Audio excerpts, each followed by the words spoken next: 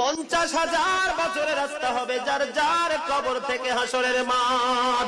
ফুলচেরাতের পুল হবে 30,000 বছরের রাস্তা। আমার উম্মত গুলো কিভাবে রে পায়ে হেঁটে তারা অতিক্রম করবে? বন্ধু নবী এমনি এমনি কাঁদেনি রে, নবী জানিয়ে দিয়েছে কাল কিয়ামতের ময়দানে উম্মত গুলো খালি পায়ে থাকবে, মাটি তো তামা থাকবে। ও বন্ধু, তাদের শরীরে কোনো পোশাক থাকবে না, উলঙ্গ অবস্থায় থাকবে।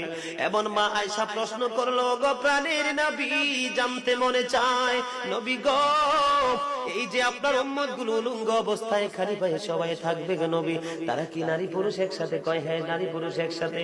তারা কি কেউ কারো দিকে নজর দিবে না? এবার আমার নবী বলেছে, আয়েশা রে, কেমন করে নজর দেবে রে আয়েশা?